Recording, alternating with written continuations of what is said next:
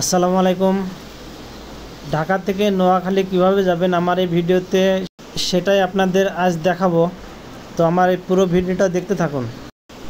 তো সকাল সকাল বের হয়ে পড়লাম, এখন বাজে সকাল 6টা। তো আমি বাসের টিকিট কাটলাম, টিকিটের দাম রাখলো 500 টাকা। আমি উঠতেছি উত্তরপাড্ডা ইউলুপ ওভারব্রিজের নিচ থেকে। ঢাকা থেকে নোয়াখালী দূরত্ব 190 কিলোমিটার মতো। মাঝখানে 20 মিনিট যাত্রা বিরতি দেওয়া হলো কুমিল্লা এসে। তো কুমিল্লার থেকে আবার রওনা দিলাম। চারিপাশে প্রকৃতি অনেক সুন্দর, ফাঁকা জনবসতি। রাস্তার কোলে দুই সাইডে সামান্য কিছু বাড়িঘর দেখা যাচ্ছে। অবশেষে নোয়াখালী সদরে এসে পৌঁছালাম। এখান থেকে নোয়াখালী সদর থেকে আমি যাব নোয়াখালী বিজ্ঞান ও প্রযুক্তি বিশ্ববিদ্যালয়। তো এখানে একটু ঘুরে আসি আর চারপাশের সৌন্দর্যগুলো দেখতে থাকি।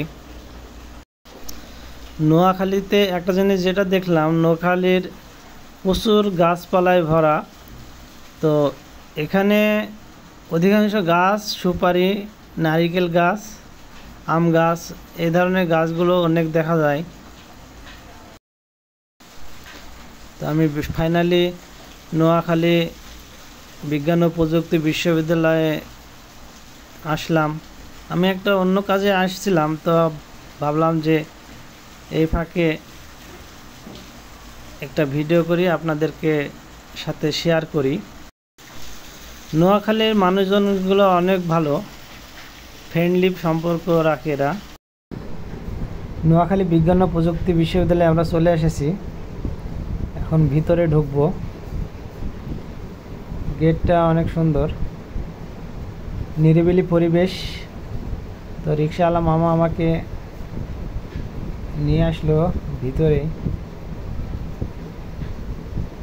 মোটামুটি অনেক বড় ক্যাম্পাস মনে হচ্ছে, পুরোটা আমি ঘুরে দেখব একটু।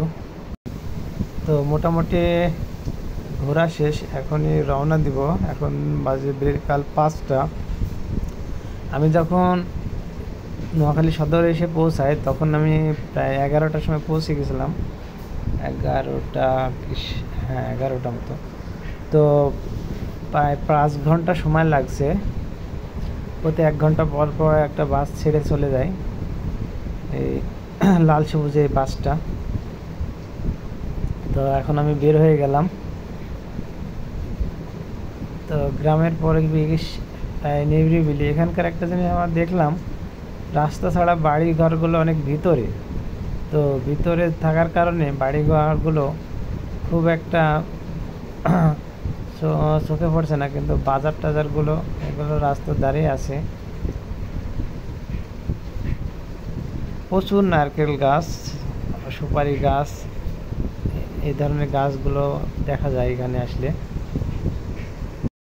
আমার ভিডিওটা যদি ভালো লাগে অবশ্যই নোয়াখালীবাসীর পক্ষ থেকে চ্যানেলটা সাবস্ক্রাইব করে দিন ও একটা লাইক দিন এবং মতামত জানান।